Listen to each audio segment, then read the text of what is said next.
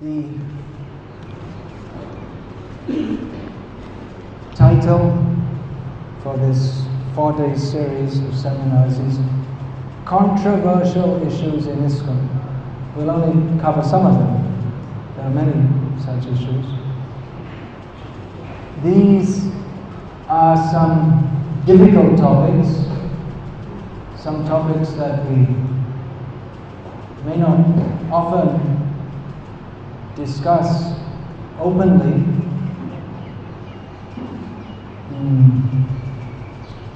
They could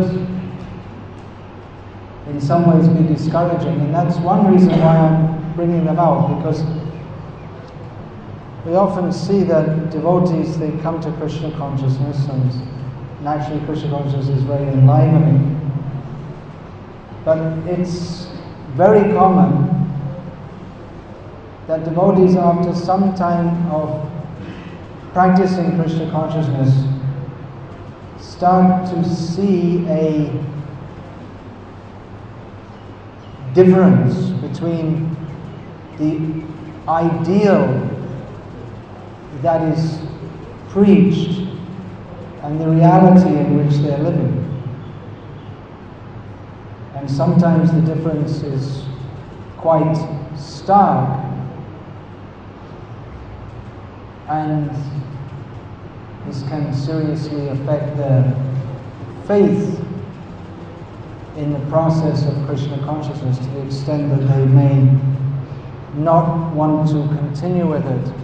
So I'm going to discuss some topics which are quite prominent in our movement at the present time, although we may not be aware of most of them. If you're not aware, you'll probably come to be aware after some time. The first, so that's why I want to discuss it, so that we can be aware, intelligently aware of certain issues, so that we can be better equipped to face them and deal with them without being so much disturbed that we no longer feel to practice Krishna consciousness. Now, the first topic I'm covering is institutionalization and ISKCON. What is institutionalization? Well, it means that, you'll get to find out more as we talk about it, but it means that starting to become wrapped up in the rules and regulations of the institution, something like niyamagraha, as Rupa Goswami says, more interested in following all the edicts of the institution without considering what is the purpose of the institution.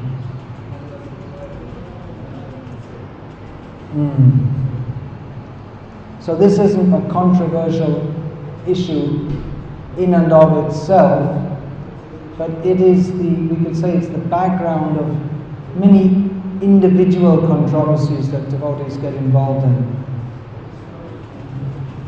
Difficulties in dealings between devotees, managerial expectations and individual expectations. We'll discuss it as we go on.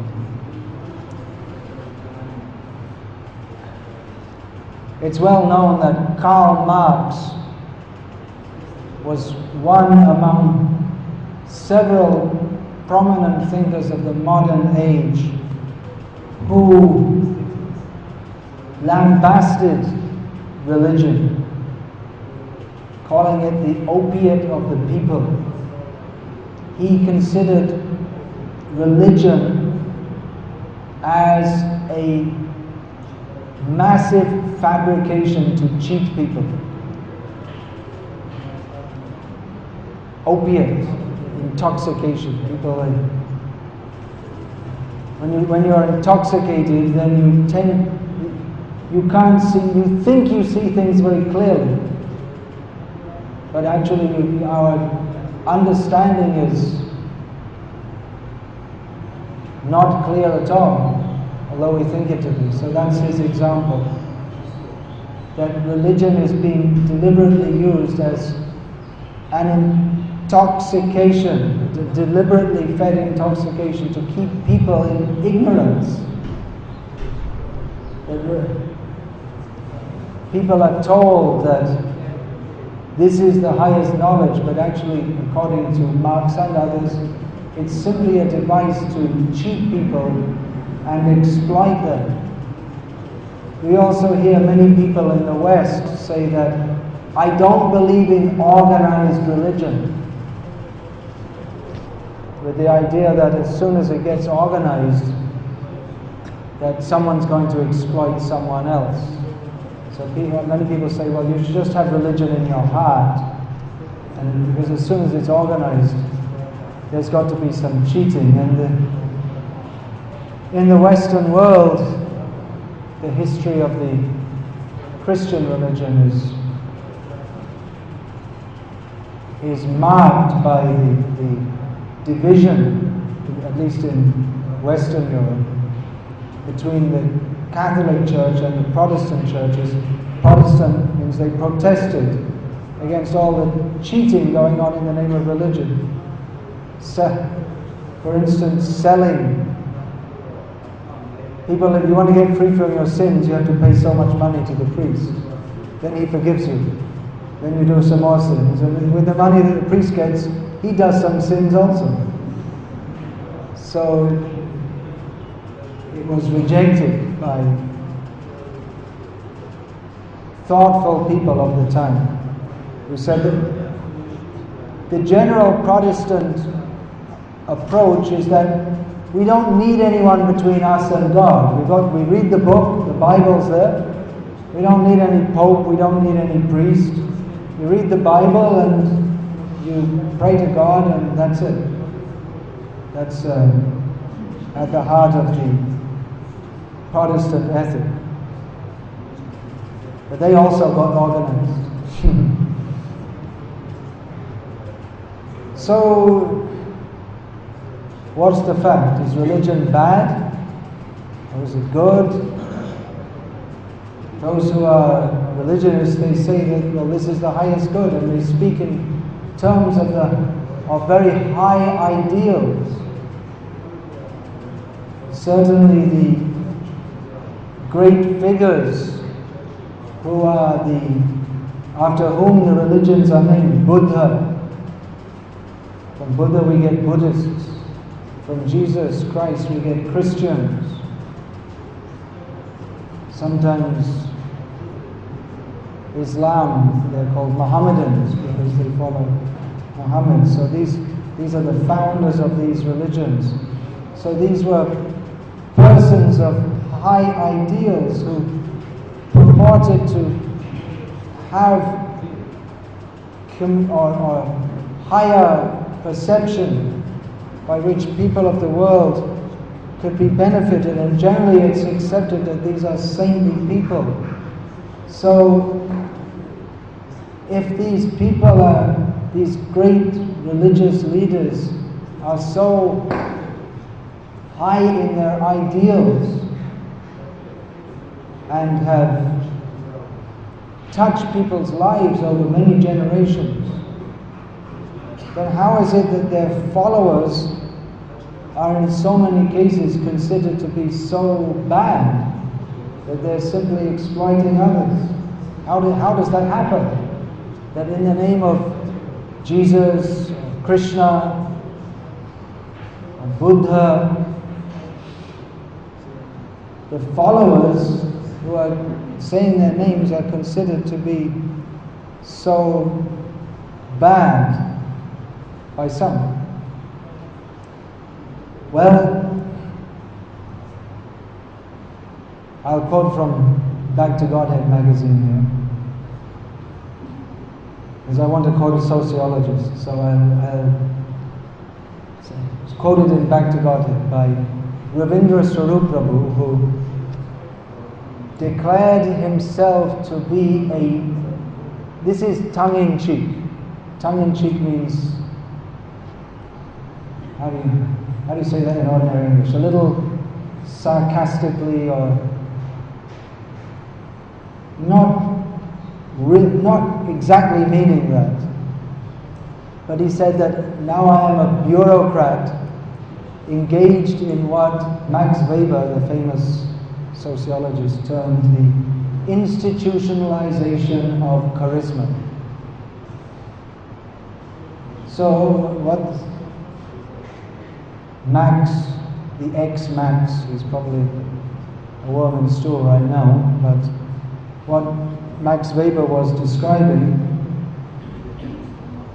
was that great religious leaders come and they have tremendous charisma. He calls it charisma, we would call it spiritual power, to transmit a religious experience to many people, by which they become attracted and they change their lives, and sinners become saints by the influence of these, what Max calls charismatic leaders. So many people come together and they think this is very wonderful and we should spread it to others and follow the teachings of our religious leader. So to spread the teachings and to follow systematically the teachings of their leader, they need to get organized. When you organize, there has to be some kind of institution, especially after the passing of the charismatic leader. The same personal spiritual force is not there, but the instructions are there. So to follow that, you need an organization, and the organization has rules and regulations and properties, and all. It's an institution. Our Acharya Srila Bhaktisiddhanta Saraswati Thakur, I'll read something from an article by him, in which, as is typical for him, he makes some astounding claims about how organized religion is the worst enemy of religion. You have to listen very carefully, because it's Bhaktisiddhanta Saraswati and his language is such that it's not so easy to follow. He's giving the example of Putana, how Putana was the killer of children. So he compares the churches and the supposed spiritual leaders to be like Putana, who, as soon as they see any tendency towards real spiritual life, they spoil it, they kill it. Putana is the slayer of all infants. The baby, when he comes out of the mother's womb, falls at once into the hands of the pseudo-teachers of religion. These teachers are successful in forestalling the attempts of the good preceptor, Sadguru, whose help is never sought by the atheists of this world at the baptisms of their babies. This is ensured by the arrangements of all established churches of the world. In other words, all organized religions make sure that their members will never hear from a genuine sadhu. It's one of their main purposes. The established churches of the world have been successful only in supplying watchful putanas for effecting the spiritual destruction of persons from the moment of their birth, with the cooperation of their worldly parents. No human contrivance can prevent these putanas from obtaining possession of the pulpits. This is due to the general prevalence of atheistic disposition in the people of this world. The church, this is a key sentence, the church that has the best chance of survival in this damned world is that of atheism under the convenient guise of theism. I'll say that again. The church that has the best chance of survival in this damned world is that of atheism under the convenient guise of theism. The churches have always proved the staunchest upholders of the grossest form of worldliness, from which even the worst of non-ecclesiastical criminals are found to recoil. It's pretty heavy, isn't it? Well, if we think of the Inquisition and the Crusades in Christian history, those from the West may know of this, we can understand. It is not from any deliberate opposition to the ordained clergy that these observations are made. The original purpose of the established churches of the world may not always be objectionable, but no stable religious arrangement for instructing the masses has yet been successful.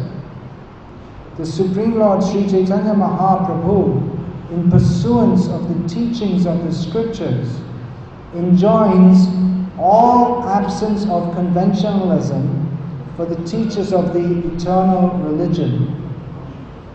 It does not follow that the mechanical adoption of the unconventional life by any person will make him a fit teacher of religion. Regulation is necessary for controlling the inherent worldliness of conditioned souls, but no mechanical regulation has any value even for such a person. The bona fide teacher of religion is neither any product of nor the favorer of any mechanical system. In his hands, no system has likewise the chance of degenerating into a lifeless arrangement. The mere pursuit of fixed doctrines and fixed liturgies cannot hold a person to the true spirit of doctrine or liturgy. Now here's another key statement coming up. The idea of an organized church in an intelligible form indeed marks the close of the living spiritual movement. The great ecclesiastical establishments are the dikes and the dams to retain the current that cannot be held by any such contrivances. They indeed indicate a desire on the part of the masses to exploit a spiritual movement for their own purpose. They also unmistakably indicate the end of the absolute and unconventional guidance of the bona fide spiritual teacher. The people of this world understand preventive systems. They have no idea at all of the unprevented positive eternal life. Neither can there be any earthly contrivance for the permanent preservation of the life eternal on this mundane plane on the popular scale.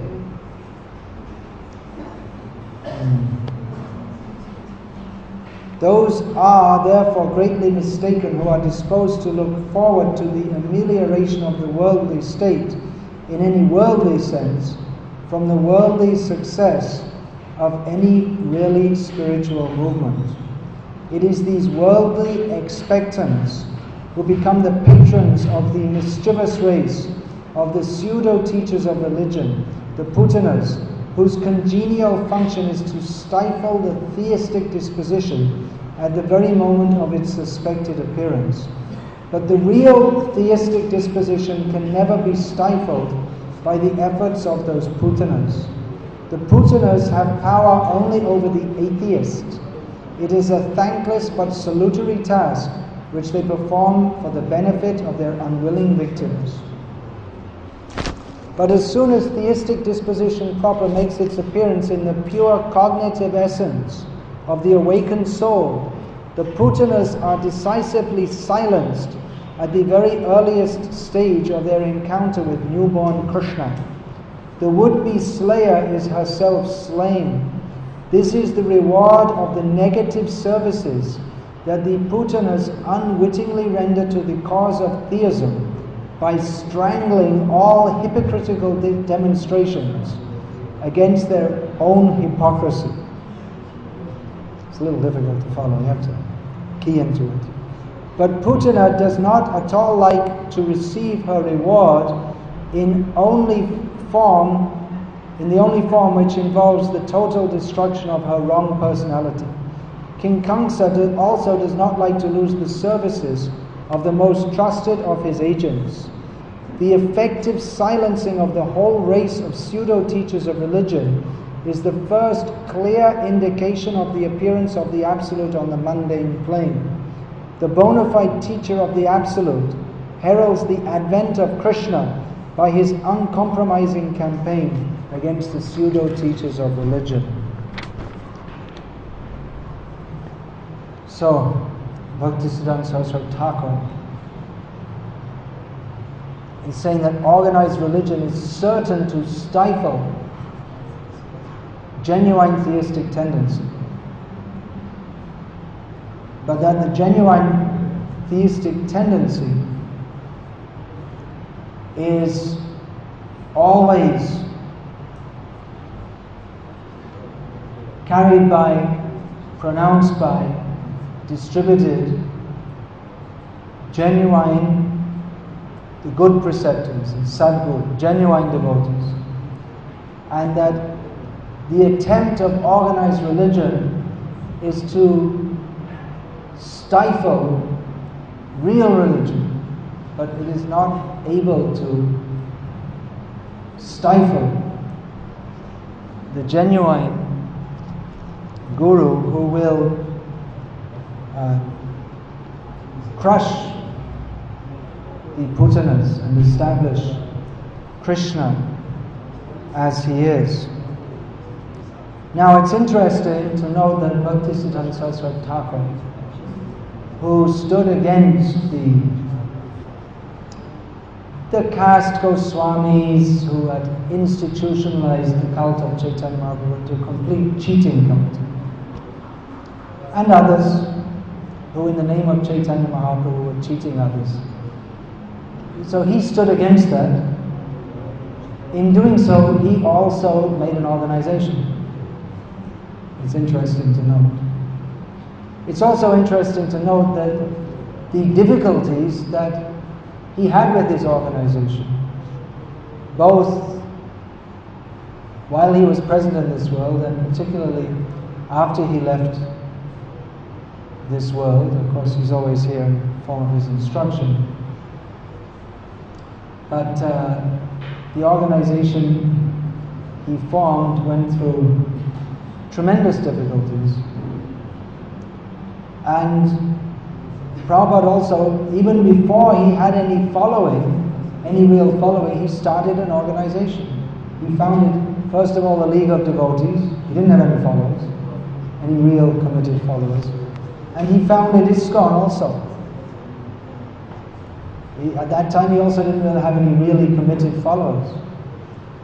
So, notwithstanding the inherent difficulties in organizations, our recent acharyas, Bhaktivinoda Thakur, also formed Vishva Vaishnav Sabha.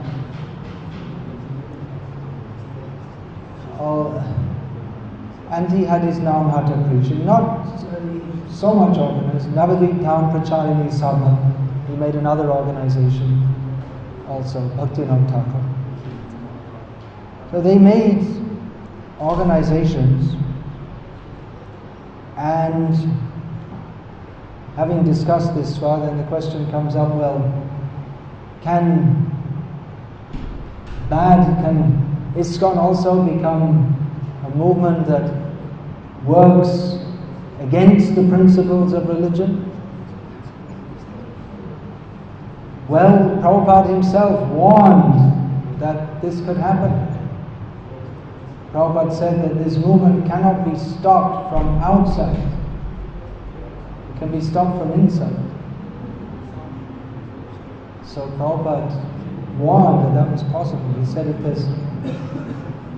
he also said that if you stop this preaching, then everything will become lifeless. Here in Mayapur, we saw that some devotees weren't attending class, and he became spoke very strongly, and said that, well, if you're not hearing and chanting, then this building, it will become, no one will come, and then it will simply become a place for the pigeons to live and pass stool, as we see in so many temples. They're full of stool, bat stool, bird stool. People don't go there, so it's a nice place for lower species of life. So it's a dilemma. Organized religion has its inherent problems. On the other hand, if there's no organization, then how can we spread Krishna consciousness? How can we even practice? Some organization is needed. An institution is required for all this. I mean, if there was no institution, then this whole Mayapur project wouldn't be here. We wouldn't be here.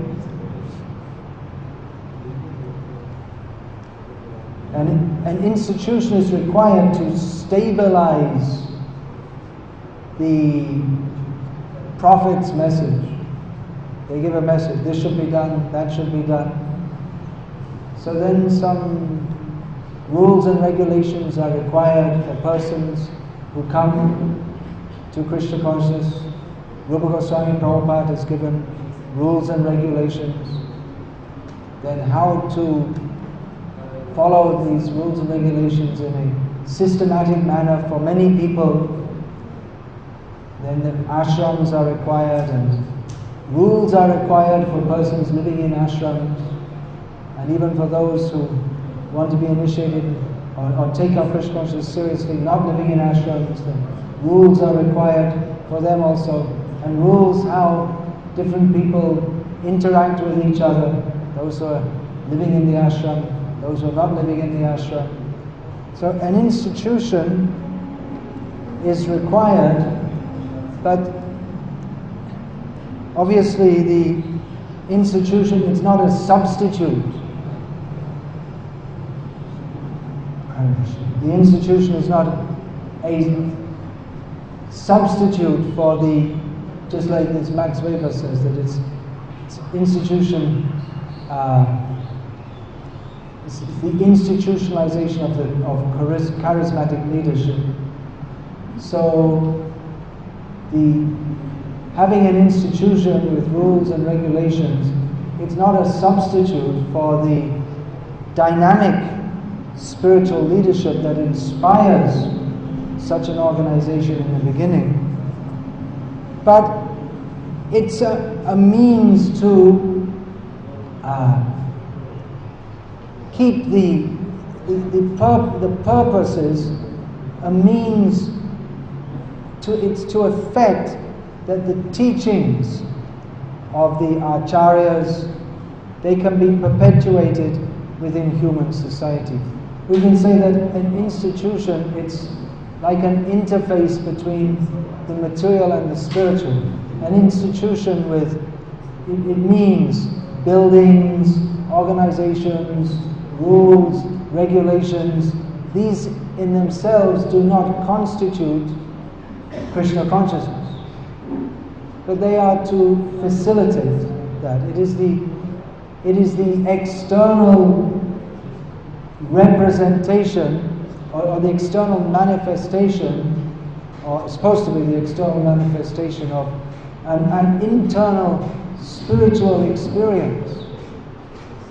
So we can understand that sometimes it's said that the buildings or everything used in Krishna service, it's completely spiritual. But it's spiritual only to the extent that it's actually used in Krishna service. It's not, we could say that this watch is spiritual because I look at it to see now I have to go to Mangal Arati. I don't use it to see that now I have to turn on the TV and watch the sports program. So it's being used for spiritual purpose, so it can be called spiritual. But then it's not inherently spiritual in itself. If I keep it in my pocket, if one of the thieves are here, be careful. If they steal your watch out of your pocket or something, and then someone else takes it, and they see now I have to catch my train to go to Calcutta so that I can go to my office, then it won't be spiritual. It's only the purpose for which it's used, by which we can say this is otherwise this watch is just like any other Casio watch. Is that how it's pronounced? Casio, whatever. It's just like any other watch. But it can be called spiritual because it's used in Krishna's service.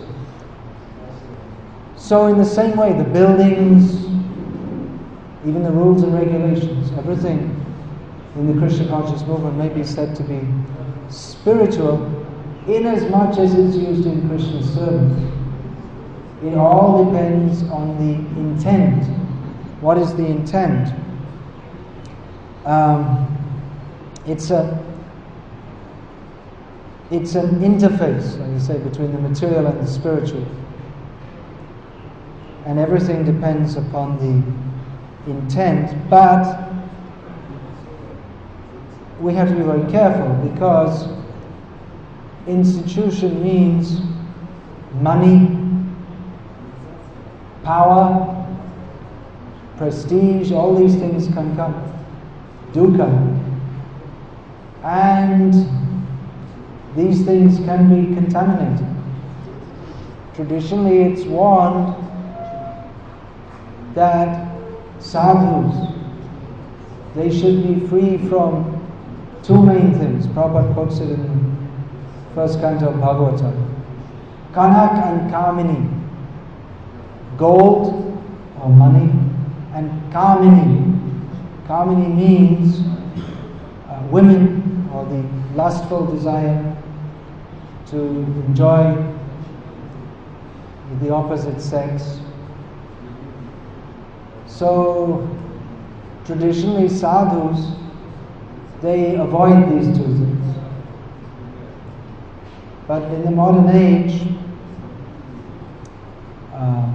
you see in our ISKCON, money is there, that's required for preaching Krishna. It's not required for chanting Hare Krishna, but it's required for printing books, developing temples, coming to Mayapur from wherever we happen to be, and so many things.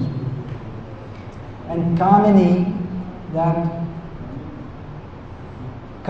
that covers all other kinds of karma, or that means the desire for Labh, Puja, Pratishtha. Well, Labh comes under profit, but to prestige, position, power. So all these things are there in an institution also, because there has to be leaders and followers, and leaders, especially in a religious institution, they are to be respected. In the Protestant churches, it's more democratic. It's more like Ritvikism or something like this, in which everyone is all the same. You just read the book and you go to God, but still they have some kind of leadership. But the position of Guru, that gives tremendous position for exploitation. If one is not pure in the position of Guru, if one is not thinking only how to serve Krishna and the parampara by accepting disciples, but if one is interested in anything else, then it's possible to It's the greatest position of misleading. It's possible to be like that. So, it could be said that an institution, it's a necessary evil.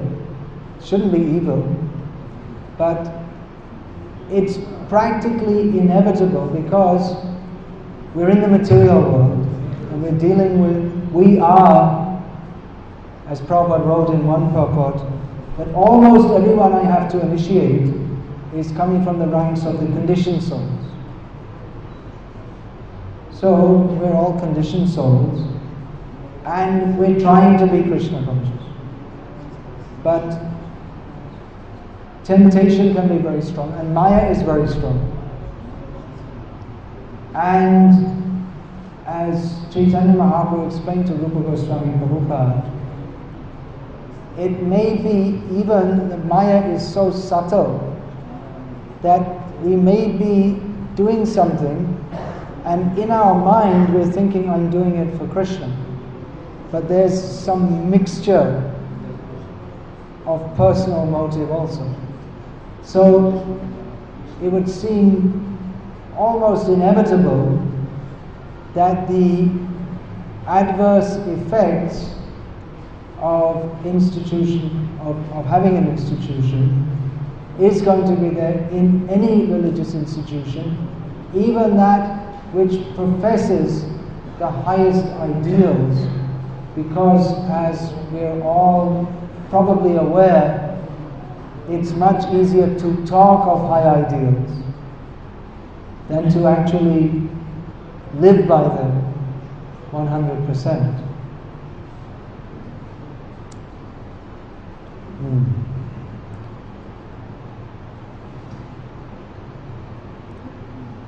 So,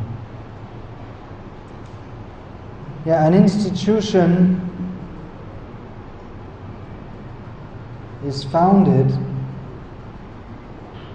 to give material facilities for spiritual activities, like these buildings. They're made so that people can come to the dham and chant Hare Krishna. However, it may be that certain persons are attracted by, they think that, well, it's a good material facility, so let me take advantage of it. Now to have this facility, what's my requirement? I have to go to the temple, do some service. Okay, because I'm living in my village and there's no job, there's no income.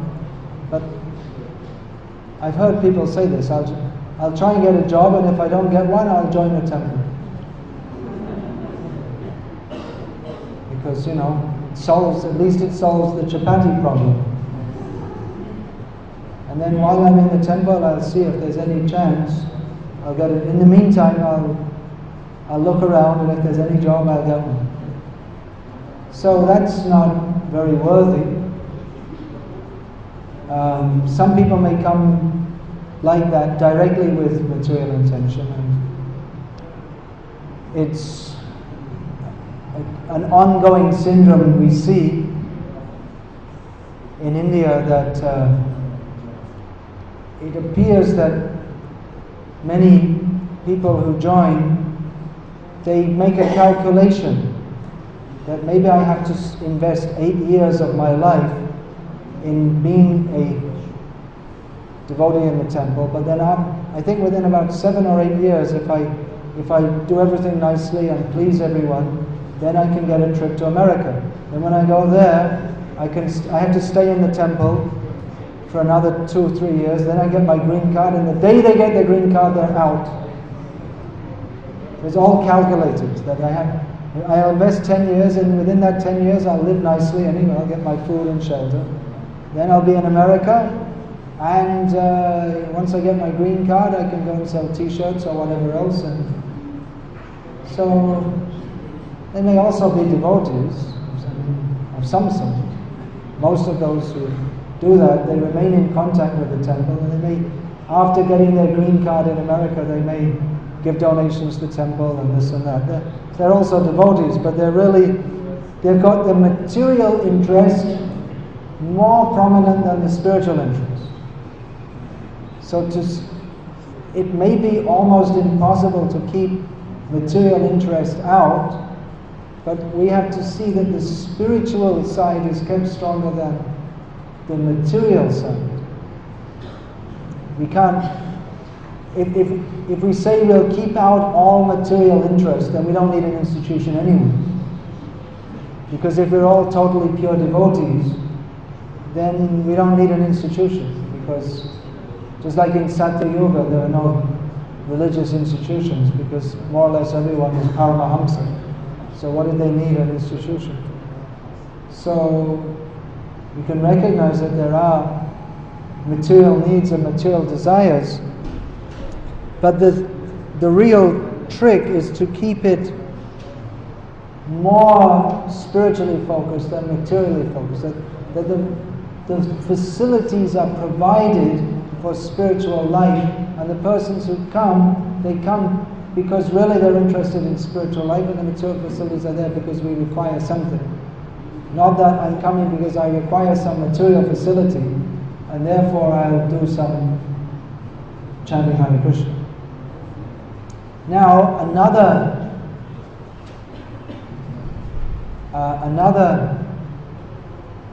way in which people can be more materially influenced, and that's actually can be more damaging than those who are directly with the aim of utilizing the institution for their own material needs. In other words, those young men without any hope in life by their material qualifications who join in India and get out to America, they may not actually harm the movement so much, but more dangerous is people who join with a spiritual aim, but without, in many cases, or in most cases, without even recognizing it themselves, their spiritual aim becomes compromised by material considerations. Just to give an example. One thing here, I'm not specifically pointing fingers at anyone, nor am I saying that everyone is affected by this, but I think we can all recognize, or maybe we can, as we discuss some of these things, that these traits that I'm talking about are endemic. In other words, it's not just something I'm making up.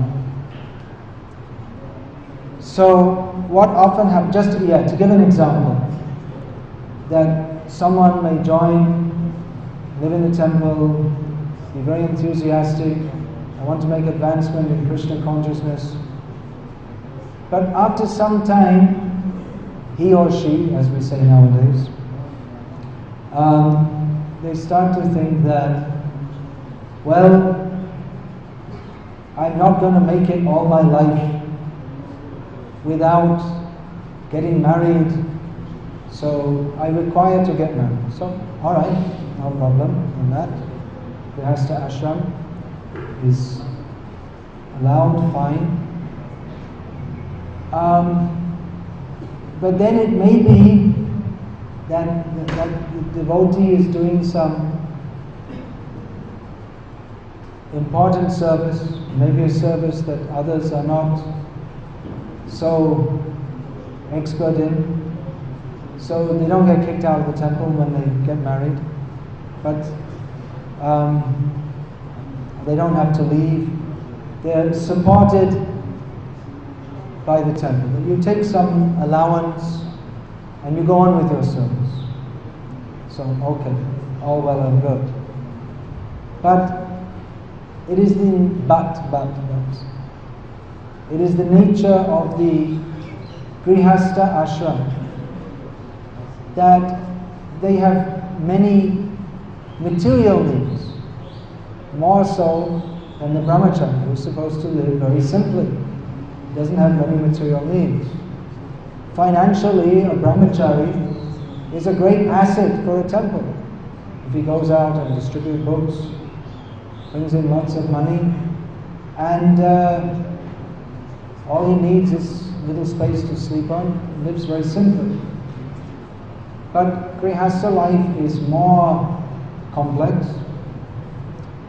and especially when there are children, then the needs increase very much. Especially in countries like India, where mostly people, they don't want to send their children to the government schools. They want them to send to private schools, which are very expensive. And so Grihasthas, their needs become their economic need, or what they feel they need, becomes more than what is deemed to be their worth from the temple's point of view. They become a liability instead of an asset. And so they can only go on being supported by the institution if they bring in lots of money, or if they have some position within the institution. So it may be, in many cases, that Grihasthas who are supported by the institution, they are doing their service, but they're thinking always, what am I getting? And we've heard many times that there's a saying that Grihastha devotees saying that, well, you should pay me this much, because if I was doing this outside, I'd be getting so much, so you should give me that much. And it's become normal in many areas of our movement throughout the world that devotees expect payment for the services that they're doing. And then it's not really bhakti anymore. They're thinking, how much do I get from it? And even they advertise that in that job available, temple president, and what other, you get facilities, so many thousands of dollars a month, and car, and this and that, and of course free prasad and everything you get. So, and people, and they advertise jobs available. So it becomes a means of livelihood rather than, it's seen as a means of livelihood rather than as a means of service to Krishna, a means of spiritual advancement. And for the householder, that's their immediate need. When the baby's crying, then they may think, well, I want to go back to Godhead, but the first thing I've got to feed the baby. So there are some immediate needs, and they can be fulfilled by serving the institution. And one does service for the institution, and the institution maintains the person for doing so. But what is happening is that because it's being done for a worldly need, therefore the spiritual focus cannot be maintained the same. And in many cases it doesn't even matter, it doesn't seem to matter, because the person is paid to, for instance, do the accounts. So that's what he's paid for. He's not paid for going to Mangalarti. So whether he goes to Mangalarti or not becomes an option for him. And he's one of the leading devotees, and he has a major say in what is going on in the affairs of the temple, but he may not. It's not required for him to have any real spiritual life at all. It's required for him to do his job properly, to be expert in management. And in organizing a temple, the temple president, he may see that my real need is to see there's enough income. That's the first need. So that's the basis on which the temple is organized. How is there enough income? I mean, of course, for Krishna consciousness. But often for Krishna consciousness, what is seen as being for Krishna consciousness, it is at odds. We need the money for preaching Krishna consciousness, but if we preach Krishna consciousness, then people won't give us money. Sometimes we think like that. Just like, for instance, there was one video show of Tamal Krishna Goswami, very famous, Gods, Demigods and Incarnations, in which he openly, very philosophically, shows, among other things, that Sai Baba is Sai Baba, which means he's a nonsense. But he's nonsense and a rascal also. That we know. So this video, which was very effective in very clearly presented what is the situation, how Krishna is supreme. In many centers of ISKCON in India, they told, don't distribute that. Many people can become devotees, but many people are donating. They follow this rascal and that rascal, another rascal, and they won't like to donate. So we need the donations to come so that we can make people devotees and preach Krishna consciousness. But don't preach Krishna consciousness as it is, because then people won't give donations. So just see what Bhaktisiddhanta Saraswati, this is only one example, that the organized religion acts against the purpose for which it was set up. That keeping the institution running becomes more important than the professed purpose of the institution. Because if we don't have enough money coming in, then who's going to pay my salary? And people will complain, then I have to deal with them. And we have everyone in the temple there being paid to do their service. So we don't want any people to join the temple, they're just a disturbance. Because then they're not getting paid, and they'll wonder why everyone else is getting paid, and then we have to look after them and train them. So in many temples, they don't want to make new devotees, because they think it's just a disturbance. Everything is going on. We're preaching. In ISKCON in India, preacher means someone who goes out and brings donations. That is the definition of a preacher in many centers. So,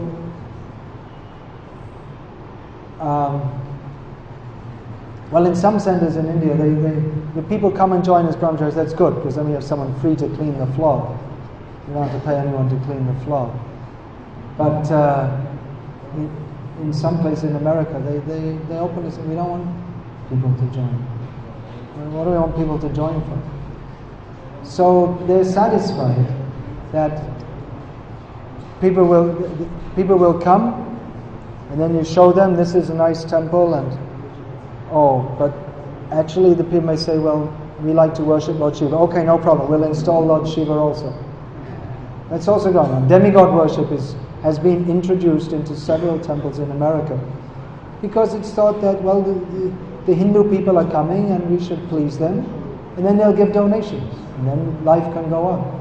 But for what purpose the temple is actually meant for, and for what purpose Prabhupada came to the West to preach Krishna consciousness, that is no longer thought of. And it will be said that, well, times have changed, and it will be rationalized, and this and that, but the actual purpose of the institution isn't being fulfilled. So it can be that originally the temples are founded and the institution started on the principle of preaching, which is preaching Krishna consciousness, making people devotees, is very elevated purpose. But that degrades into a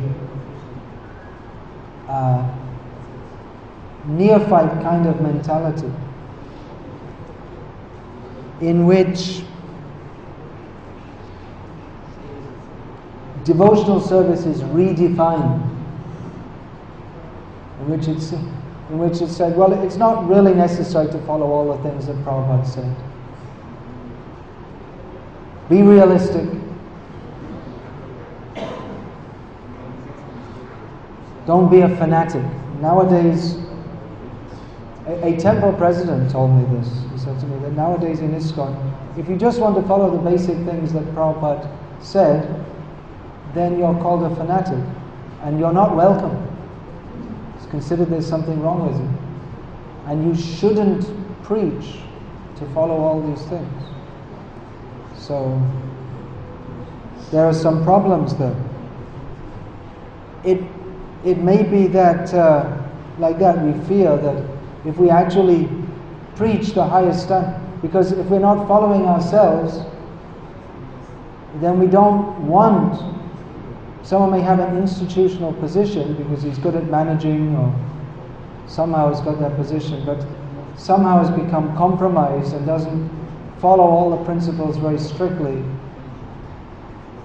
And they may become disturbed by persons preaching as Prabhupada preached or as we're supposed to preach, because then it exposes them. But why are you saying we should all rise early in the morning? This is fanatical. And why are you saying we should follow all these principles? So actually, if one wants to live by those principles, then one may be opposed for doing so within the very institution that's supposed to be the epitome of those principles, supposed to be preaching those principles. But even within the institution itself, they are not followed, and it may be difficult to follow them in some cases, not in every case. As another temple president told me once, that a man approached him and said that, should we follow what is described in your books, or should we follow what you actually do?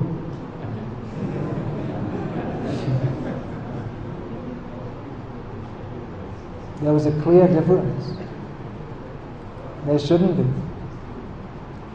Prabhupada said books are the basis of this movement. That means in every way we're supposed to follow what's in the books. If an outsider can see that there is a clear difference between what's in the books and what we do, then there's something wrong there. And in many cases, I know that someone, they want to join the temple because they're inspired by reading Prabhupada's books, but then within a short time they find that the ideals that are in Prabhupada's books are not being lived up to within the temple, and they become discouraged naturally.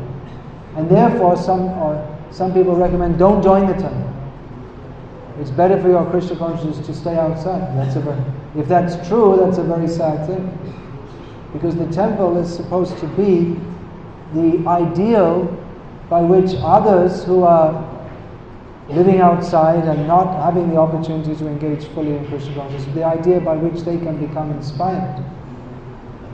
But in some place we see that the congregational members themselves are in many ways more serious than the devotees living in the temple.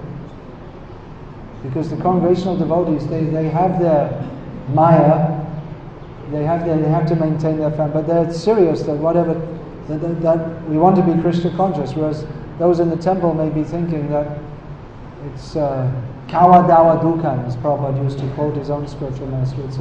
It's a place for eating and sleeping. Prabhupada warned against this. He said our temples, they're not meant to be free hotels. So,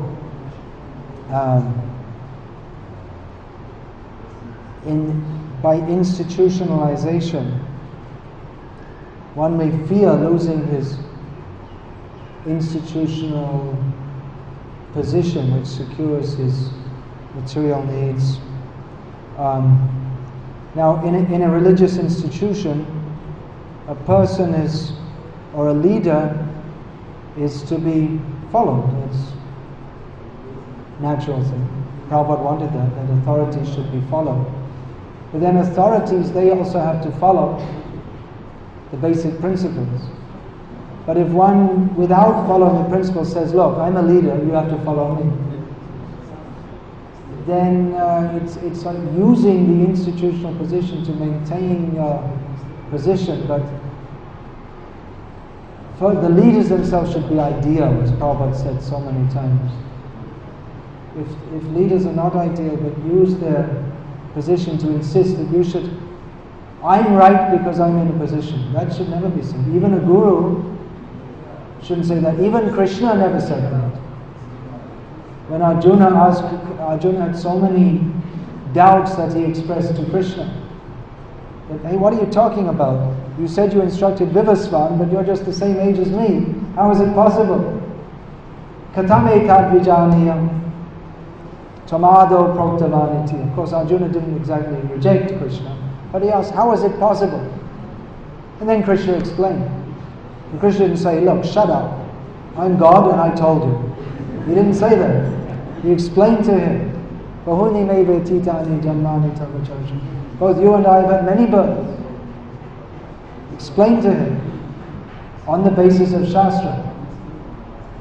I'll talk about this more tomorrow, about following Prabhupada, what it means to follow Prabhupada. But it's interesting to note that Rupa Goswami, among the qualities of Krishna, he describes him as Shastra Chakshusvan.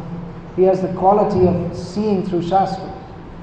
Even though he himself gives Shastra, but he doesn't transgress them. So, it may be that we tend to think of position and spiritual advancement. We tend to forge the two things together. Because we think that, well, because someone has an institutional position, sannyasi, guru, whatever, that they must be spiritually advanced because the institution has awarded a position to them. Actually, there's no need for sannyas. Sannyas is for fools. Because everyone is foolish, then someone has to take sannyas because they have something to say, and people will think, oh, he's a sannyasi, I should listen. Chaitanya Mahaprabhu took sannyas for the same reason. Because people weren't listening to him. They thought, he's just a young boy, householder like me. So who is this Nimal? So then he took sannyas for fools. And then they said, oh, sannyasi, okay. So sannyasi shouldn't be a fool, but because people tend to respect, oh, sannyasi, okay. And actually in ISKCON we are very strict about giving sannyas now, which is good. But we should understand that sannyas, the need to award sannyas is because if that person is actually spiritually capable and of giving instruction, then it would be hoped that people could recognize that because they don't, therefore, okay, this is sannyasi, you should listen to him. Otherwise, we should just say, this person is spiritually advanced, we should listen. But because we don't recognize, therefore we give sannyas. Now you listen. So because we don't have the power to see, therefore the institution says, this person is authorized. But we should see, because it may be that sannyas or Sankirtan party leader or temple president or whatever, it may be that, or even guru, because actually a guru in ISKCON in many ways It's an institutional position. That's another topic, which maybe that's too big to get into here. But gurus in ISKCON, they don't really act, in some ways they don't really act as traditionally gurus do. Because as Bhaktisiddhanta Saraswati Thakur was pointing out, there are institutional checks on them which should not be needed for guru. A person's a guru, then he also shouldn't need an institution to say he's a guru. But there's an institutional need for gurus. So whatever that position is, a hierarchical position is awarded, and generally people think that this person has a position, so we should listen to what they say. And generally that should be so. But it may not be. Generally it's hoped that those who are given a position, they are fit to discharge it. But some mistakes may be made in awarding position. Or it may be that a person is capable, but then later they become compromised. So we shouldn't accept someone simply. The tendency is there, which is a good tendency, to accept. It's good to some degree to accept what someone says because we respect their spiritual position. But at the same time, we are enjoined to understand, not be blind followers, but to understand through Guru, Sadhu and Shastra what is going on. Blind following is for blind people, for foolish people. And there may be many people who are attracted to that weak-minded people, who they just want someone to tell, you do this, you do that, okay. Then I don't have to think. But Prabhupada wanted to create brahmanas, people who are independently thoughtful. That doesn't mean, independently thoughtful means that they intelligently apply the teachings of Guru, Sadhu and Shastra, having learned them. That doesn't, by independent, that doesn't mean like a bowel or something. You see the bowels in Bengal, they just wander from place to place, and they have no, Baoism is totally disorganized religion. They don't have any authority to answer to. Independently thoughtful doesn't mean that we don't follow any authority. The general tendency should be to respect the authority, but one should see where that authority comes from. Ultimately the authority is from Shastra. So we should see that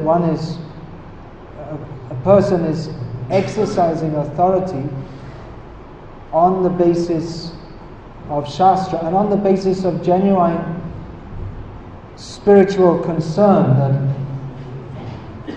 if authorities do that, they'll naturally command respect. But if one is only demanding respect, then it won't happen.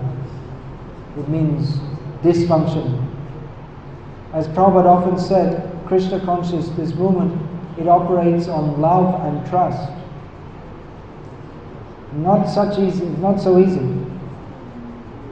If it was only love and trust, again, we wouldn't need an institution. Or we wouldn't need rules and regulations of the institution. That there are rules and regulations recognizes the fact that we are conditioned souls. But that Prabhupada said this institution should run on love and trust means that we should come to the higher standard. The spiritual necessity or the spiritual purpose must be kept prominent. What are we here for? To cultivate Krishna consciousness, not to cultivate our bellies. We're here to cultivate love of Krishna, love of the Vaishnavas. This is the purpose. Now, as I was saying, Maya may be very subtle. That we may be thinking, yes, well, I'm doing this, I'm instructing this person in this way so that they can serve the institution better. But then we have to see if the institution is actually on track. Is it actually functioning for the sake of living Krishna consciousness and preaching Krishna consciousness? If we say that, well, we're here to serve ISKCON, but then we should see that ISKCON is firmly on the path given by Prabhupada and the previous acharyas. We can expect that in this damned world, as we just quoted Bhaktisiddhanta Saraswati Thakur, that the tendency will be for it to veer off course. So we shouldn't assume, or we shouldn't be, as Prabhupada said, don't expect utopia. We shouldn't just presume that just by walking in the door of ISKCON and saying, I am an ISKCON member, that everything will be perfect, that everything in ISKCON will be perfect. We can rather assume that there will be imperfection, because we are all coming from the platform of imperfection.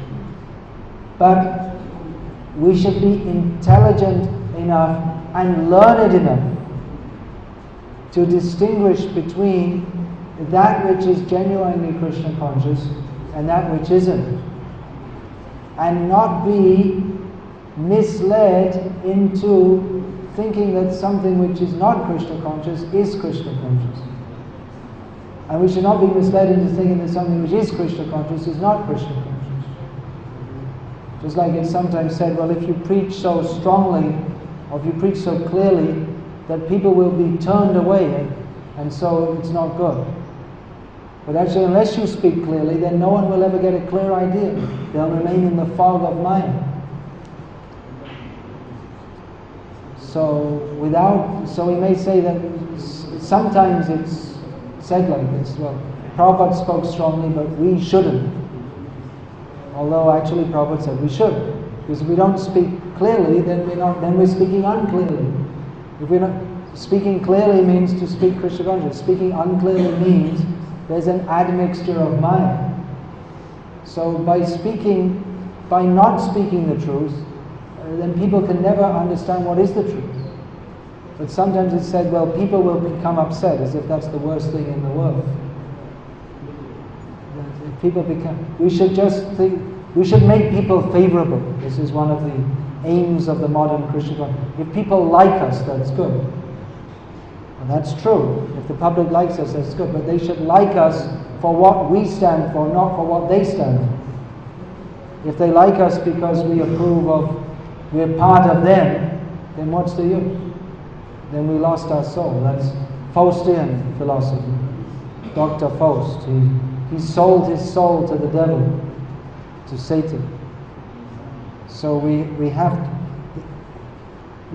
to keep the purpose of our institution very clearly focused, that the institution as a whole and every member within it is meant for pleasing Krishna and the previous acharyas in the manner that they prescribe, not in the manner that we imagine.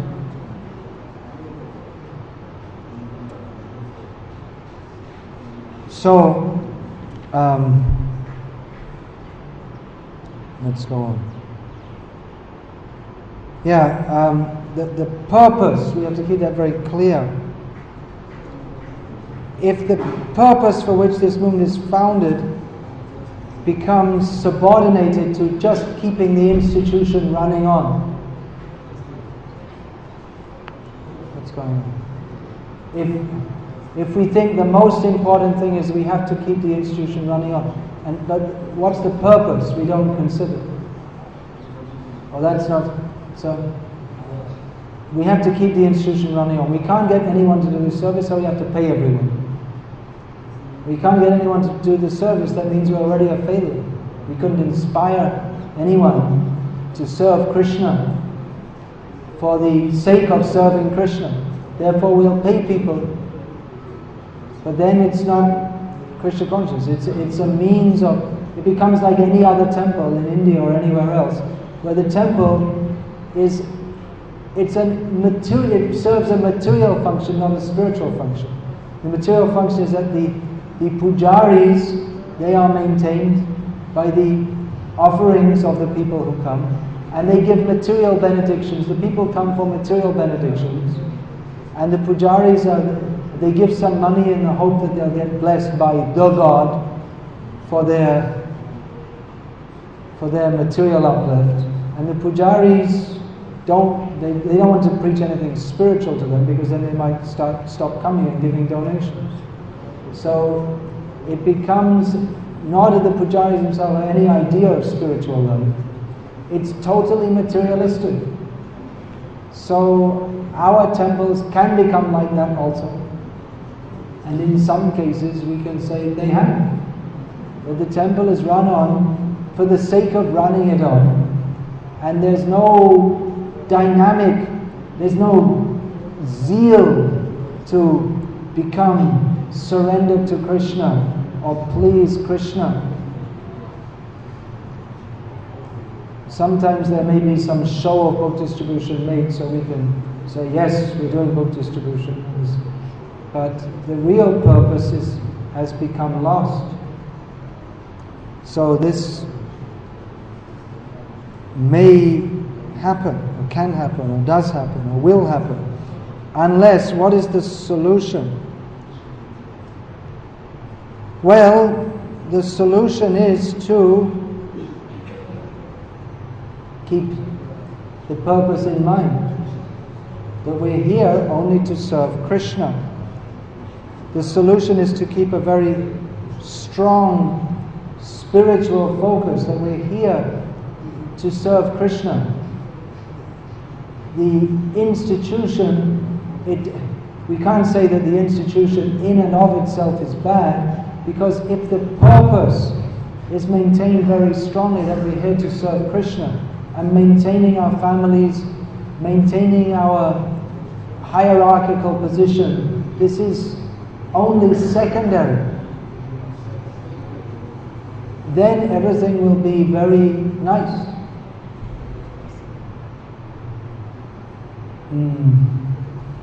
Theoretically, anyone in any position should be willing to step down if he considers that someone else could do the service better than me.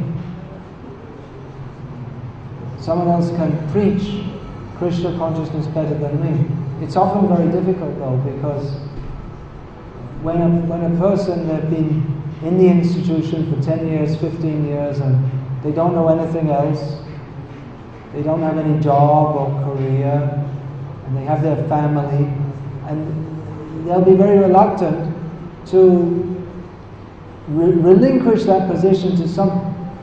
Often people in that situation, they may not be very dynamic. They may be compromised. And it could be said that, well, someone who's actually got the spirit of preaching, they could fulfill the function of a spiritual leader better. But the person who's in the position, they won't want to relinquish that, because otherwise how will I go on? How can I maintain my family? We may think, well, it's not fair to them also. They've done so many years of service. And now, how can you just tell them to do something else? So that becomes a dilemma also. But actually what happens is the whole spiritual ideal and the spiritual function becomes clogged up by certain individuals' material needs. How to solve this? It's not so easy. And those who are in position, the institution needs running on. We need pujaris, we need cooks, we need all this. So individuals may be seen in terms of the function they can perform to keep the institution running on, whereas actually the institution is meant to run on to facilitate each individual member's development of Krishna consciousness. So the institution is meant to function for the need of the individuals, but it may become turned around that the individual we see as someone who can serve the needs of the institution. So what to do? Well, it's easier, as usual, it's easier to describe the problems than to solve them.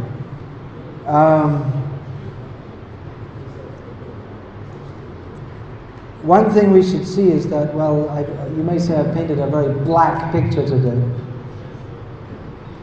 but this is, after all, only one side of the picture. Mostly as I said, we don't usually like to discuss these things. Especially when we come to Mayapur, there's lots of chanting and dancing. This is what we've come for. It's inspiring, it's enlivening. But as I said at the beginning, it's often people find that, we're here for spiritual life, but on the other hand,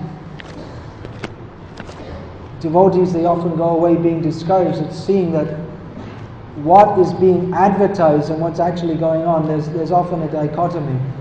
So, what I want to say here is that there probably always will be some kind of a dichotomy. Because the ideal and the practical, it's rare to find in this world that the two things go on side by side. So we ourselves should be focused, and we should recognize that what is Krishna consciousness and what isn't. And this institution is meant to facilitate Krishna consciousness, and in many ways it does. There is book distribution going on, there is prasadam distribution going on, there are temples being built, there is the spirit of Krishna consciousness, there are genuine devotees in ISKCON. Of course, some people may say there aren't. That you have to decide for yourself. So, ISKCON is meant for facilitating sadhu sangha, genuine sadhu sangha. So we should see if that is available, where it is available, and take advantage of that. And as much as possible within our capacity, we may try to address the problems within ISKCON, these kind of institutional difficulties. But actually, often it's very difficult to do so. I have experience. It is very difficult to even discuss even very glaring discrepancies. Because often if someone points out there's a problem, then usually the finger is pointed at them that the problem is with you.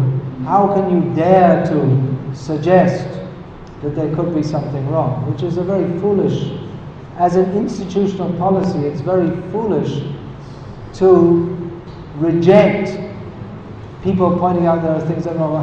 How can you suggest there's something wrong, as if everything automatically must be right, that there are no problems. But somehow we have the ethic, or the lack of ethics within our movement, that if anyone points out that there's something wrong, that something is wrong with them. You are wrong, you're a fault finder, you're a Vaishnava Paradhi. So, even pointing out legitimate problems. Of course, there are supposed to be mechanisms within our movement by which problems are pointed out, but factually speaking, these mechanisms, they largely don't work, to be frank. That anyone who points out there's something wrong, they create more problems for themselves, and therefore people think, all right, let's not point out anything wrong, and you do whatever you want, and people go away. This happens many times. They leave our movement, Or they think, let me do bhajan at home by myself, or let me join another movement. ISKCON is not the only Gaudiya Vaishnava society. But then what we find is that in other institutions, they also have the same kind of problems. Going away, it doesn't necessarily solve the problem. One devotee I know, I know him for many years, since the mid-1980s. So he was a member of ISKCON, and for certain reasons, I can't really blame him, he left ISKCON and he became a sannyasi in one Gaudiya Math. So I met him a few years ago, and we'd always had a very nice relationship, which didn't change by him going away. And so we took lunch together, and he came to an ISKCON center. And then we discussed somewhat about various things, and he told me that all the problems you have in ISKCON, we also have in our month. And he listed some of them: corruption, homosexuality, this, blah, blah, blah. And he said, but you don't hear about it in our month because we are small. And ISKCON is big. So we have all the same problems, just on a smaller scale. So going away and joining another institution, it may not solve the problem. We may think that, well, I'm getting better sadhu sangha. That might be a good reason to leave. But the problems are going to be there in any institution. So we could say, well, I'll start my own society. I'm pure, so I'll start my own society. But it's the same thing. We may be pure. Prabhupada was pure. Srila Bhaktisiddhanta Saraswati Thakur was pure. But not everyone who came to him was pure. So you may be better off just letting someone else manage the problems. And the bottom line I'm saying here is find good association. In any institution, you'll find there are some people who are compromised, some people who are misusing the institution, and some people who are genuinely trying to live for the purpose of the institution.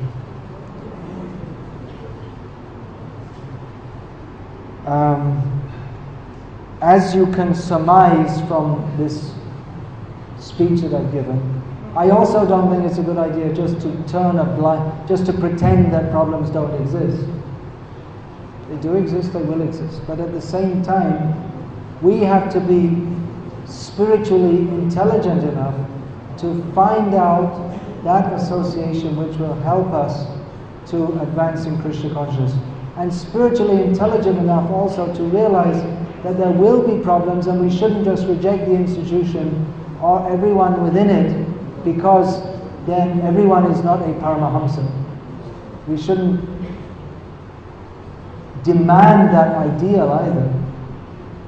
We should follow in the footsteps of the Paramahamsas, seek out that goal, but at the same time not be so impossibly idealistic as to reject everyone who is not living up to the standard of a Paramahamsa.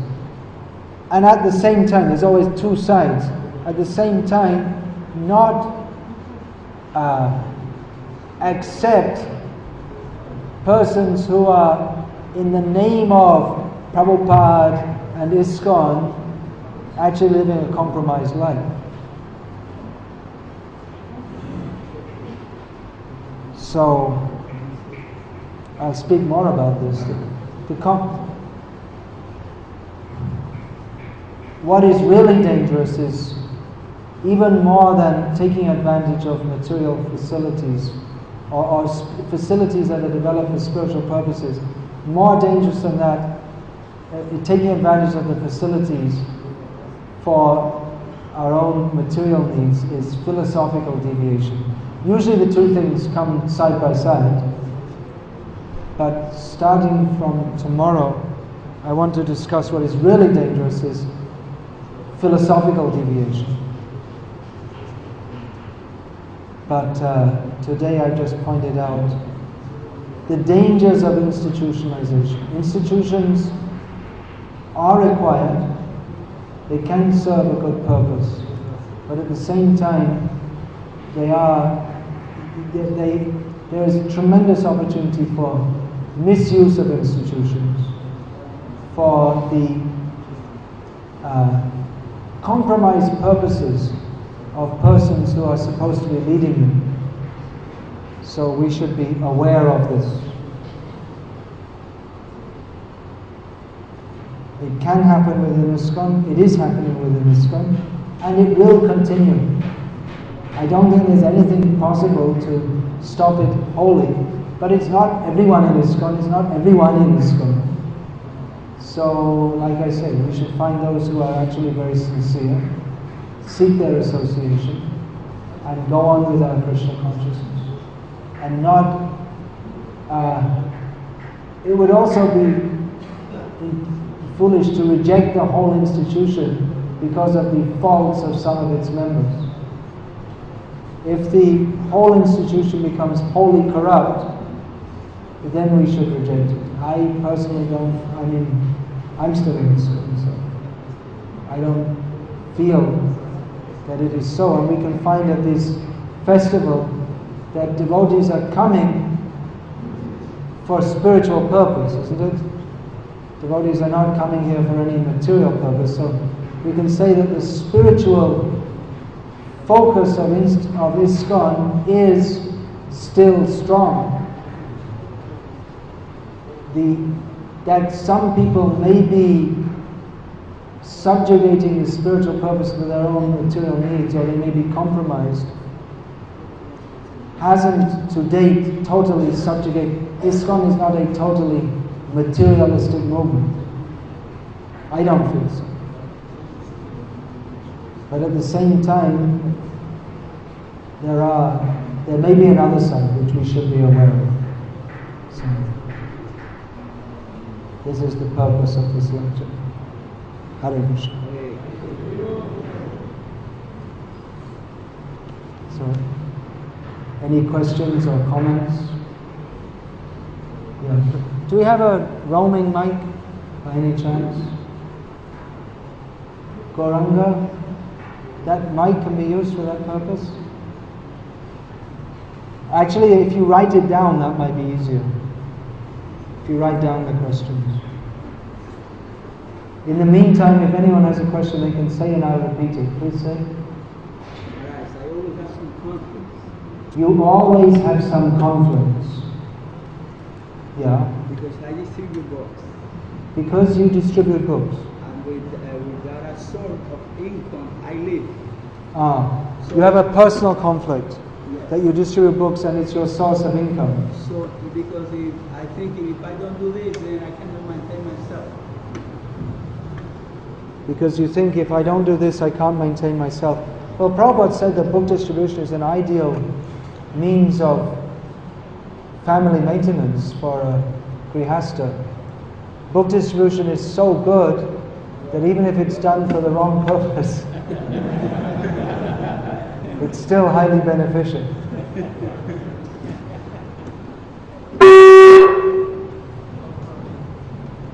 But that's also not necessarily bad if you're maintaining your family in Krishna consciousness. Rather, you could think that I'm so lucky to have the opportunity to maintain my family by such an ideal means. You're able to simultaneously give the highest benediction to the people you come in contact with.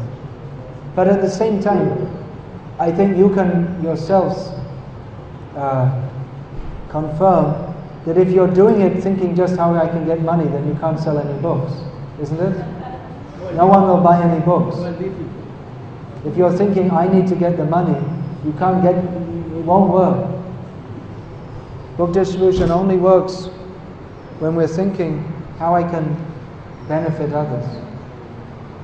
Ananyas chintayanto mam yejana paripasati tesham nityabhiyuktanam yogakshemam vahamiham. If we think, let me do something to help others by giving them the books, and Krishna looks after us.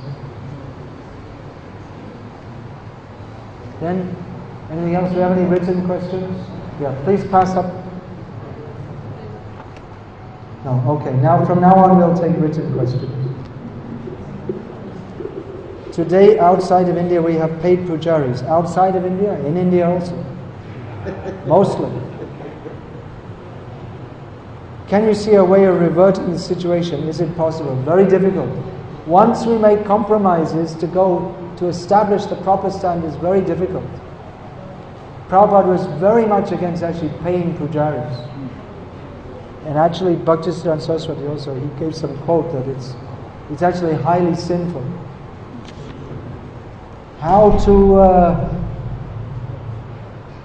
Because pujari, if he's householder, then he'll be steady. But then, and traditionally pujaris are householders and they are supported by the income. But then the tendency to compromise, to see the deity as my means of income. So Prabhupada said that devotees, householders, they can have a stipend. A stipend is different to a salary. A stipend means just the minimal requirement for maintenance. But in the modern age, the minimum, there's no end. It's going increasing and increasing. That's why you'll see a job pujari required and the salary is given. You can speak in the mic or you can give a piece of paper. How to revert the situation is very difficult. Once the compromise is brought in, and people think it's my right, and it's easy to manage in the sense that you pay everyone, it's easy, and then they don't complain, and they don't have any standards. I have a suggestion for this program. That because why only one Brahman worship the deities? That all Brahmanas, they get involved in the deity worship. That all the members, in some temples they do like that, all the members of the community, they come for one day. That's one possible solution. What is the difference between an acharya and a guru? It's a little bit off the topic, so I won't answer this. I have some CDs for sale here. One of them I discussed this topic in some great detail. What is the difference among the gurus? I read that Srila Prabhupada warned that the spirit of spontaneity should never be checked. Please comment on this statement in light of Srila Bhaktisiddhanta's remarks. Well, if there's no specific question, I mean the whole point is that the spirit of, spontaneity, that we're here to serve Krishna. We want to serve Krishna. We're serving because we want to serve Krishna, not for the salary, not for the benefit we get. The purpose is to serve Krishna. We're here to serve Krishna. The building is there so that we can rest the body, bathe the body, perform the bodily functions, so that we can serve Krishna. Not that we are here to serve. We're serving Krishna because by doing so, we get food, clothing and shelter. So unless there's a specific question, then I don't really know what to say, because it's the whole class is going on like that. Could you please write down, Ganga Prabhu? Here's some paper, and someone can give a pen. Oh, well, if you have a loud enough voice, okay, say it.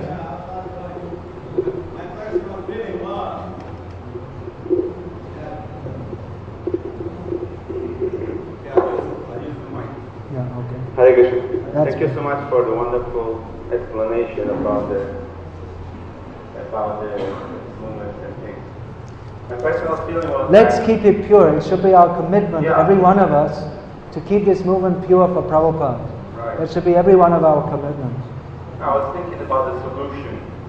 It's like if ISKCON as an organization make it very clear that if you want to join this organization and you are Vyasa, you have to fend for yourself and your family.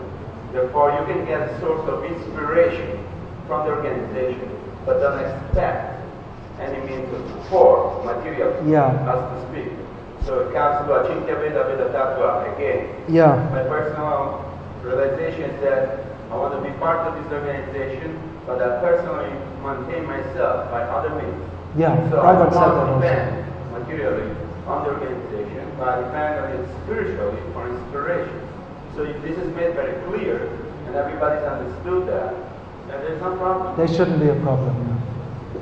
Another thing, of course, that I always come back to this is that Prabhupada wanted that we have our own land-based communities. So that ISKCON, it's not meant just to be an institution that collects money and spends it, but it's meant to, that's another whole big discussion. How it's meant for, well, it's meant for serving Krishna, but Prabhupada's social plan was that we don't have money. We live on the land. Where there's money, there's problems. So don't have money. Just produce what we need and chant Hare Krishna.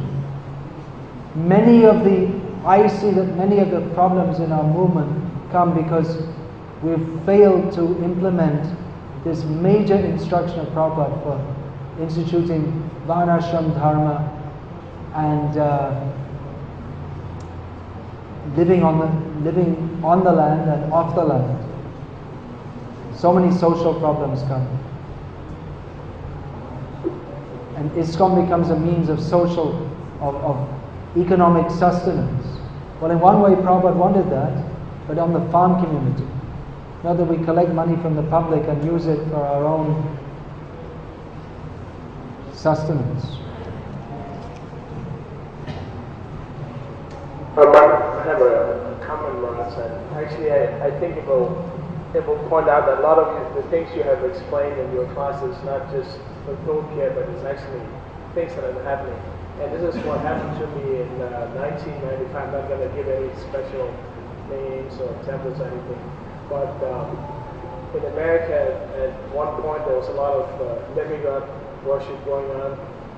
Even at one time. You wrote to me about that. Yes. And actually, I made a complaint to the TPC and they passed a resolution. But what happened was, for example, they had like Ramakrishna Mission coming to the temple, and this Mayapur sannyasi, they're renting them, and so they're basically just preaching in India about against Krishna consciousness. No need to worship deities, deities are just stones and all this kind of offensive stuff. People are going to the temple and there's no signs or that this is not an ISKCON program. So they think there's some ISKCON Swami or something, walk straight in there and listen to all this nonsense. So I politely had a board meeting with 6 leading members, including some GBCs, sannyasis, and I even tried to solicit the help of some other sannyasis and GBCs somewhere else in America, and to no avail, and everybody just stubbornly, because it was such a big money maker. And then finally when I complained to the GBC, then in 1996 they passed a resolution, and these things are definitely not in line of good. Love. You did something good.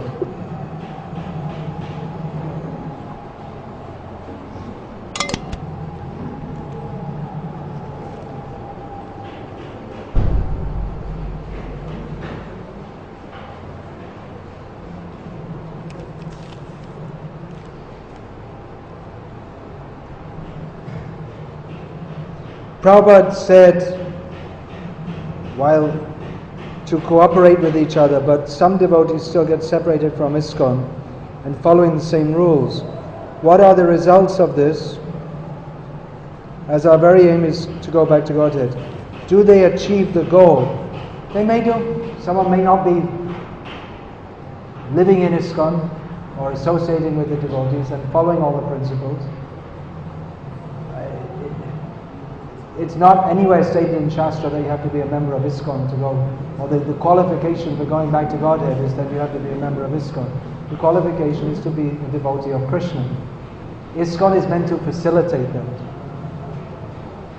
And of course Prabhupada did also write that it's not possible to be Krishna conscious without being, what did he say exactly? in association with this Society for Krishna Consciousness, and anyone who thinks he can be is in an hallucination, because we need association. So, but philosophically, we can't. It would be bogus to say that you have to be a member of ISKCON to go back to Godhead. That's not true. It would be hoped that we can maintain a strong spiritual atmosphere by which people like to associate with us. It's sad if they go away.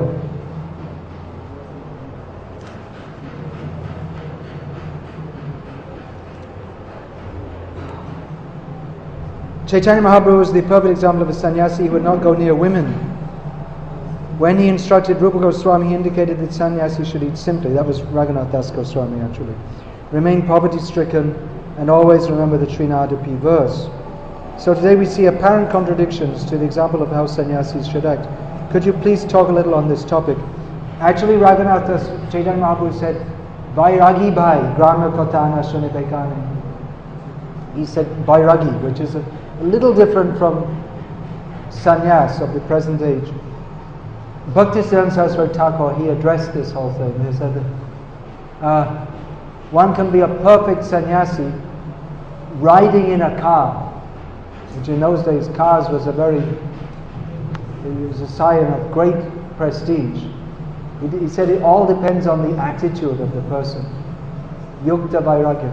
If one's actual motive is to preach Krishna consciousness, then one should, not only could, but should use it. If one fails to use all the good things in this world for Krishna, that means he's misunderstood. One renounces all good things in the world because he thinks, because he has a spirit, I want to enjoy, therefore I shall renounce. But if one sees that everything is meant for Krishna, then we should use all the good things for Krishna's service. Failure to do so means a misunderstanding. All the best things of this world should be used for Krishna's service. So if one actually has an intention to preach, then he should use all the best facilities. That is real sannyas. Sometimes people say, oh, sannyasis, they're just enjoying themselves, flying here and there. But you have to see, what are they doing when they're going here and there? They're going here and there, what are they doing? Are they preaching? If they're actually giving their energy for preaching Krishna consciousness, then they should fly here and there. But if they're not, then there's a problem. And again, that's a big topic. If some devotees are not qualified in their positions and do not want to step down, the GBC being highest authority, can they not correct the problem? No. Very difficult. Generally not. I mean, as long as someone is following the basic principles, then it's difficult. When people, then what do you have? They just have to wait and hope for the next generation or something. I don't know. We should be preaching straightforward facts. I agree to this. But we see that people are not able to digest it most of the time, as it is. Well, my personal experience is that I speak most of the time pretty straightforwardly, and most of the time the only people who are not able to digest it are the members of our society who think that the public can't digest it. Mostly the problem comes from our own devotees who say you shouldn't speak strongly. I don't have so much problem from the members of the public. Now you could say I'm speaking in India, where people they have a culture of respecting sadhus, so that may be a factor. But in the West I speak the same also. And in India some people protest, and in the West some people protest. And more or less if we're speaking straightforward facts, then people who are honest will accept it. And those who are rascals, they will protest, and their rascaldom will be revealed.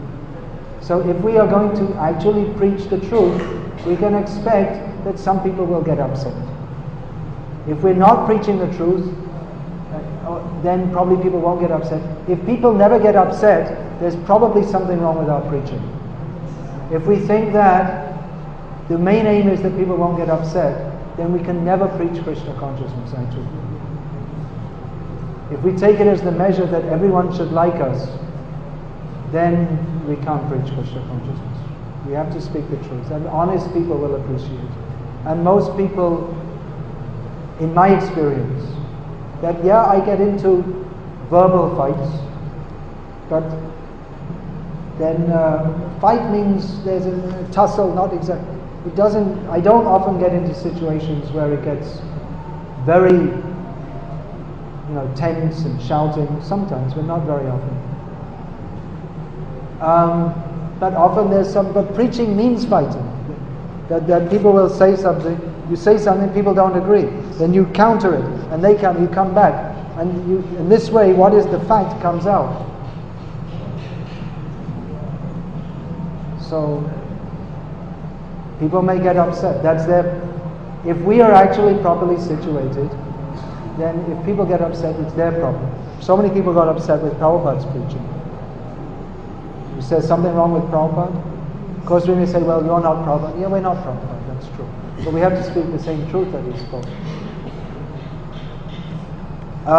Regarding this topic, at one point a few years ago, I got so fed up with people telling me, devotees telling me that I shouldn't speak strongly, that I wrote a long essay with more than 130 quotes, mostly from Prabhupada, also from Bhaktisiddhanta Saraswati and Gaur-Kishore Das Babaji, on why we must speak strongly. And if you like, I think that book is there, My Memories of Srila Prabhupada. That essay is in there. If you like, you read it, and then do whatever you like. So that seems to be the end of the questions. And really the purpose of this Krishna consciousness movement is to chant Hare Krishna, dance, and be happy. So please,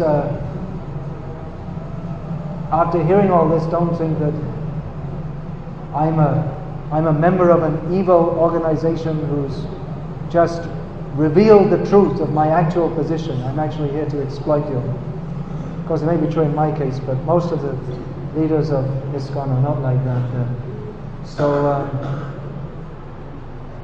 But we should be intelligent enough also to distinguish what is actual Krishna consciousness from not Krishna consciousness, and choose our association carefully, and keep our own focus very clear. Hare Krishna. I've written some books. Prabhupada told me to write educational and philosophical books, so I'm doing so. I presume if you want me not only to write them, but others should read them. So some of them are available here, and some CDs of my lectures are also available just on this table here. If anyone would like to take, please take.